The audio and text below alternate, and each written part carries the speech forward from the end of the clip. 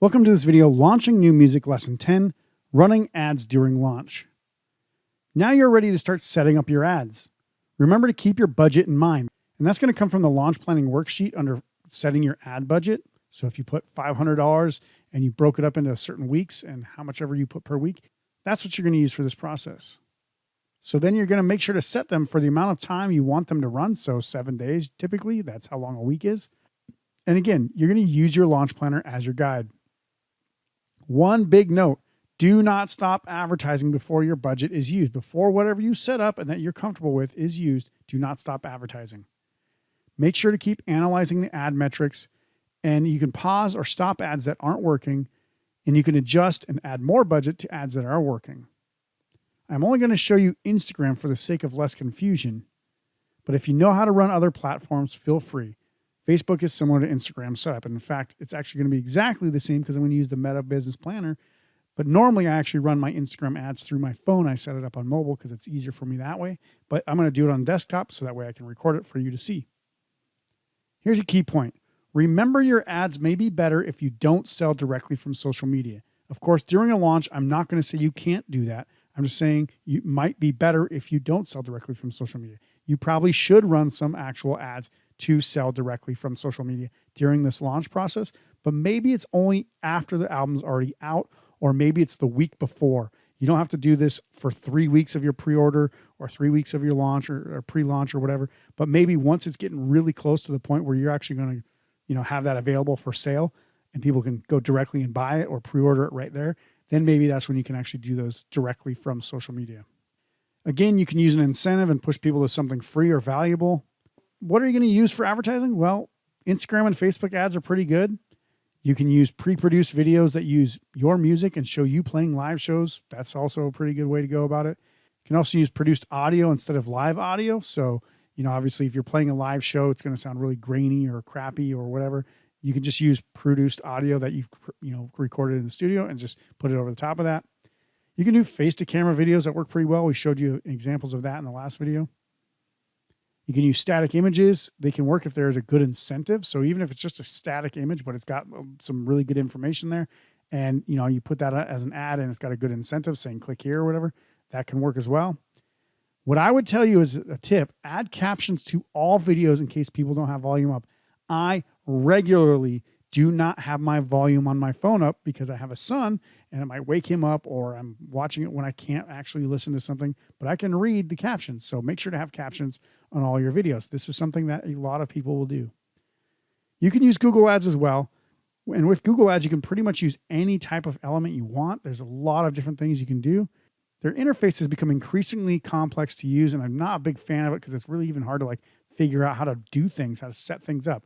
It used to be very simple. I liked it a lot about 10 years ago. Now it's not as easy to use. YouTube ads, these are actually a lot more simple than Google ads. You can do 5-second pre-roll videos are a good idea. They can actually be longer than 5 seconds, but you just need to capture attention within those first 5 seconds before it says skip ad. So if you can come up with some way to go on to another band's videos, for example, say you might be in the vein of Aerosmith and you want to, you see that they've got 7 million views on a video and they come up a lot for Aerosmith videos. You want to do a pre-roll and say, hey, are you a fan of Aerosmith? Check out our new album from this band, blah, blah, blah. And in that 5 seconds, you basically get somebody's attention. And then maybe it's a 15-second video or ad, but then you just tell them the rest of the information right after that, whatever it is. But come up with some really good ideas. Call them pre-roll videos because they come up before the videos. So just make sure you have a good one. And like I said, you might even target videos of similar artists and say something like, I noticed you like this band that they clicked on. Well, we are kind of like those guys, but not nearly as awesome. However, you still might like our music. We want you to get a sample of our new release by clicking this ad right now or clicking this link right now or whatever. So within that, you would actually target those specific videos, and you can actually do that on YouTube. You can say, I want to, specifically pinpoint certain videos that you want to target or videos of that account or something like that. The important thing with ads is to try to keep things simple. Do things that you can work out yourself and that you can actually test and monitor yourself. The more ads you set up, the more money you will waste. That is a fact. I've done ads for a long time, and every time I try to make things, complicated, it just ends up being a waste of money. Because what happens is it becomes harder to try and optimize them all. So there's things that just go off the rails and you don't really notice it because you're trying to look at too many things. So what do I propose?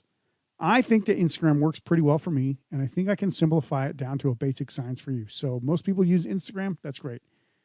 You can also use Facebook because, like I said, it works in a very similar manner. Send the ad to an incentive, not to a pre-save or pre-order.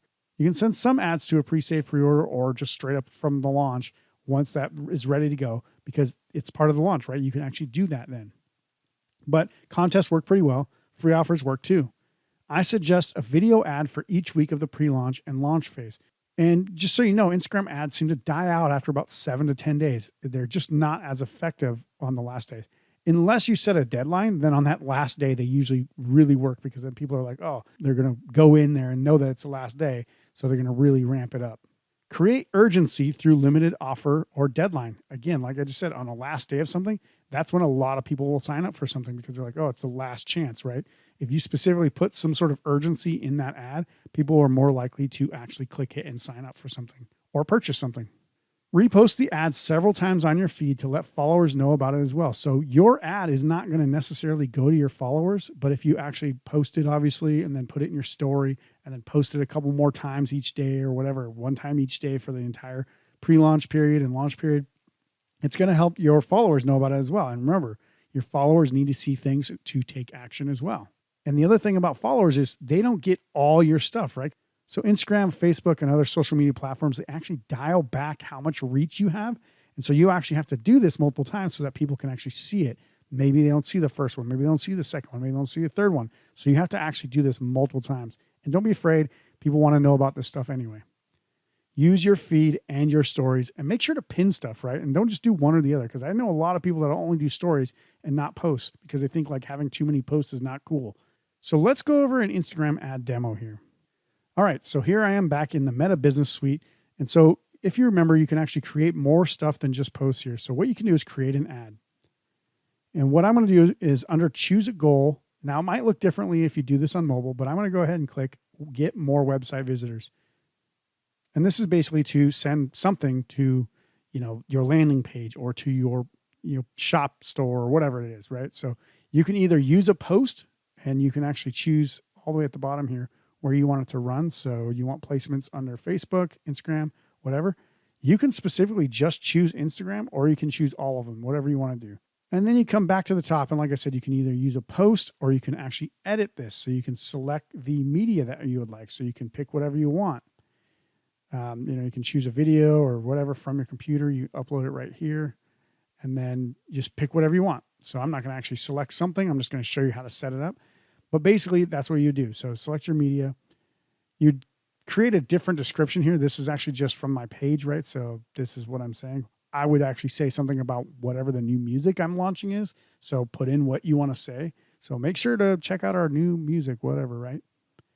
And then the headline here would be something in 25 characters. It has to be pretty short, like new music from White Noise, for example, or new album from White Noise, something like that. And then you're going to want to say, shop now, see whatever, like sign up, watch more, donate, whatever you want to say, right? Shop now is a pretty good one. Then you're going to put in the website URL here, and just make sure that you're not putting that it's a special ad category, because this is about credit, employment, housing, or social issues, elections, or politics. You're not promoting any of that stuff, so just make sure that's unclicked. So during the audience targeting section, I would actually do a lot of different things, right? So you can pick everything from the age group. So if you're trying to target, even maybe 16 to, say, if you're a younger band, 16 to 35. So that's a 19-year span. I don't think you want to go much more than that, because if it's 20 years, it's kind of like a generation, right? So what 16-year-olds listen to is probably not what 35-year-olds listen to. You might want to tighten that up a bit and say, okay, maybe we're more like the 18 to 35 range or something. And then what you want to do is you can just type in your locations. So United States as a country. You can also do United Kingdom if you want English-speaking countries, wherever you want that to go. But remember, if you're shipping something, you probably don't want to ship it globally unless you have that ability to do that. Then you can actually do detailed targeting, which would be more stuff like search interests, right? So, actually, another thing I should show you real quick is that you can also do by gender. So if you think that your best ad money would be spent on one specific gender versus the other, then I would highly recommend you click that. Not saying that it's going to be like, hey, you only want to promote to men or women. It doesn't really matter to you who listens to your music, but what does matter is how much money you waste by clicking to the wrong demographic. So if you know that your main demographic is men, why not just promote to men? Or if it's just women, why not promote to women? It's not about excluding people. It's about you not wasting money when you know that it's not going to work. For now, I'm just going to hit all, so that way we can show other things up here. So like detailed targeting, you can actually add interest. So for example, rock music. So interest, you might put alternative rock. You might put bands that you like. So let's just say Aerosmith. Maybe it's a big band. So like these are bands that might target. For younger bands, like if you're in the 18 to 35, you might not pick Aerosmith. You might pick somebody more like Turnstile. I don't know if they have their own band page here. Nope, they don't. But somebody maybe like Blink-182 then, whatever, right? So certain big bands will be on here. Not all bands will be, but if you can pick bands that are on here that can then target them, it's great. And I would highly encourage you to get like 7 to 20 of these, at least 7, probably closer to 15. So that way you can really narrow the interest down. And you can see down here, it's telling you if it's too broad or too specific. So if it's too specific, it's down here and you're not going to get much reach. If it's too broad, you're not going to have very good ads because they're going to go to too many people. So right now it's saying the estimated size of this audience is 46 million to 55 million, which you can narrow that down. If you say like just go men, for example, it'll cut that basically in half. So now it's down to 25 million to 30 million. So you can think about how you want to do this. You can also think about maybe the age gap or whatever. If you want to do a shorter gap, it'll narrow that down as well. Whatever you want to do. But again, you want to make sure that that audience is, those interests are filled out. Maybe you could even do something like indie rock, indie band. A lot of these other things too, like independent music scene, independent music, all that stuff. You can even do like magazines that might be specific to your genre. So I don't know, Rolling Stone maybe, right? So the publication, you can also put in Rolling Stone demographics, whatever you want to do. But you can see that it's going to then target people that are fans of all this stuff. And that's going to help you leverage what's already built out from these audiences to help you save money and to target the right people. Then you can click Save Audience once you're done. The other thing you can do is you can create lookalikes for your page. Don't worry about this. This is actually a couple of my other pages that I have. But it'll say people who like your page and people similar to them. That's a lookalike audience. You can also target people who directly like your page. But again, you can also do that through posts. Now, obviously, this is why they dial back your audience so that they can charge you to promote stuff to your own audience. But what I would also say is you can also then advertise a second ad for those audiences. So like if you have a budget here that you're going to choose to run today through 7 days, you might do $5 here and then that's $35. Or if you want to do for 5 days at $5 or whatever, and then you would do another one where you do this exact same thing, but then you click to people who like your page and people similar to them, that might also generate better results too. You can test that, right? I usually go by the audience details of people who aren't following my page and similar to them. But again, if you're really unfamiliar, this is a really good place to start because you know that these people like you. So then you can actually schedule it out. You can promote it now, whatever you want to do. So schedule it, and then it'll start with whatever day you want. And that's pretty much it. If you're setting up Instagram ads on mobile, the steps would look something like this. So choose the post or story you want to advertise under ad tools. Note, reels have to be added as a post/story to be advertisable. Set your goal as website clicks and enter the URL of whatever landing page you're using. In the audience, enter your key demographics and location. Again, it can be men, age 16 to 35, United States. Enter key interests, so rock music, indie rock, alternative rock, independent music, rock and roll, punk rock, hard rock, progressive rock, whatever. Try to get 5 to 10 of those. You can also pick fans of bands/accounts. It doesn't even have to be bands, but accounts, so like Rolling Stone, like I said, that are famous as interests as well. Black Keys might be an example there. Then you set your budget and duration. So I suggest a minimum of $5 a day, but you can run it for 2 days to test it out, make sure it's doing okay before you go the full 7 days. Gives you a little bit more time to really understand if it's working or not. So again, review that everything is all good, and then click Boost Post. And that's on the mobile app. How do you know if the ads are doing well or not? Well, here's how you analyze those ads. First, you have to remember your goals. If you're not hitting your goals or getting any conversion, then you need to adjust your ad. Good stats for a 7-day ad for contests and giveaways might look something like this.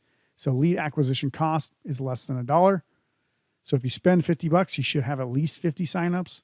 Maybe you'll have around 300 or more leads generated. So how many total leads are added to your email list? So actual emails, right? If you use Gleam.io, make sure to track how many other followers and subscribers you get. So maybe you get more YouTube subscribers, IG followers, Facebook followers, Spotify followers, or whatever. You have to do this by manually taking note of what you started at and what number you have at the end of the contest. For example, if you started with 600 followers on Instagram and at the end of the contest you had 840, then you gain 240 followers, most likely from the contest. So if you run ads directly to purchase something, it might be a little bit different. So here's how to analyze ads, which is a little bit more advanced. Track your sales revenue directly attributed to the ads. You might have to use a third-party tool or Google Ads to track this. They might even have like a pixel that you might have to add in there. It's a little bit more advanced. You also have to track how many sales in units were directly attributed to ads. You can then find out your customer acquisition costs and how much money you got per unit sold. After that, there are a ton of other metrics you could track, but it gets more and more complicated. What I want to do now is take you over to our ad performance worksheet where I want to show you how to actually kind of take some of these things, track them, make them really easy for you. I'm not going to try to overcomplicate it. I'm going to try to make it as easy as possible. All right, so here we are in the ad performance worksheet. Again, make sure to take a copy of this. So just go in here, make a copy and save it to your Google Drive. So under the ad performance worksheet, this is actually set up to run from January to December. So you can see all the way down at the bottom. But if you're not obviously running ads all year round, you don't have to fill this out for every day. Just do it for the days that you are running ads. However, if you are running ads all the time to try to sell stuff on your website or whatever, make sure to keep track of these all the time. So let's just go ahead and look at some of the stuff that this thing will figure out for you. So let's just say you spent $40 in this day on January 1st on your Instagram ads, right? You got 120 clicks from this, and that means that it auto-calculates 33 cents. So you'd fill in these two, and it'll auto-calculate this one. Under the IG, so Instagram leads generated, that means these are how many emails you got from Instagram. Now, if you have all these other things running, you might not know where these leads are getting generated, but if you only had one, you could pretty much track that. Now, if you do have some other things like pixels and stuff involved, you can track the conversions from there. Really just becomes down to how complicated you want to make things and how well you are understanding the platforms. But basically all I'm saying is if you can track it, put it in here and it'll tell you your lead acquisition cost. So if you got 88 leads generated from $40, your lead acquisition cost is 45 cents, which we say it should be under $1. That's great. So you're less than half that, right? And let's just say your Facebook ad spend was $5. You got 25 ad clicks. You got 20-cent ad cost per click with 4 leads generated. So it costs you $1.25 to get a lead from Facebook, which isn't ideal. It's a little bit more expensive, but hey, it's not bad. And let's just say you spent $5 on YouTube and you got 5 clicks and you got 1 lead generated and that cost you $5. So if you looked at this, where would you see, obviously you spent the most money to test it on Instagram, but just based on even the cost per acquisition and cost per clicks, where do you see that maybe you're getting the most leads generated and the best acquisition cost? It's going to be here on Instagram. Now, I'm not saying this is typical. I'm just saying this is an example. If you did see this, you would say, okay, well, I'm definitely going to throw more money at Instagram because I'm getting acquisition costs of 45 cents, where it's $1.25 with Facebook and it's $5 with YouTube. And so the only way you could really know that for sure is if you started all these out at like $10 each and analyze them all to see which ones perform the best. And then you would move the budget to whatever works the best. Now, under customer acquisition costs, so this is when they actually have to purchase something. So you would say, okay, here's the direct revenue from ads. You'd have to be able to track this and then say you have $15. So 1 sale from your ads. And then this is actually going to be auto-calculated from the prior worksheet. So if you spent $40 to get 1 sale at $15, it means it's going to have a $3.33 acquisition cost. So if you said, okay, well, instead of that, I'm going to have, 4 sales or whatever. So it's going to be $60 and 4 sales. Now you can see the customer acquisition cost is 83 cents, which would be phenomenal. Even at $3, that's pretty good. So you need to understand that this customer acquisition cost needs to be less than your profit margin, right? So if your profit margin for an album, say, is $12, you need to have this customer acquisition cost less than $12. So it's just something to show you how it works out. What's going to tell you, are you making money? Are you losing money? And all that stuff, right? So you would just keep doing this every single day and seeing which ones come out good, which ads are working, and which ads are not. And if I actually changed, for example, actually this is based on $50 worth of ad spend, not 40 because it's overall.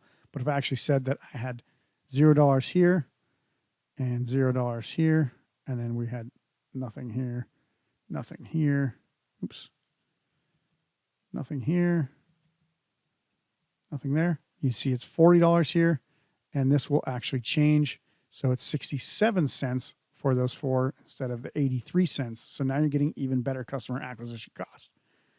So these are just things that you want to keep in your mind and work it out. Obviously, you want to keep track of.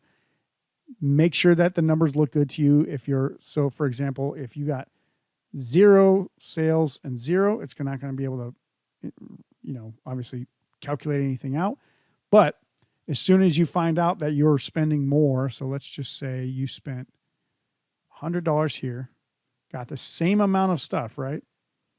And you got one sale at $15, you can see that your customer acquisition cost is high. It's $6.67.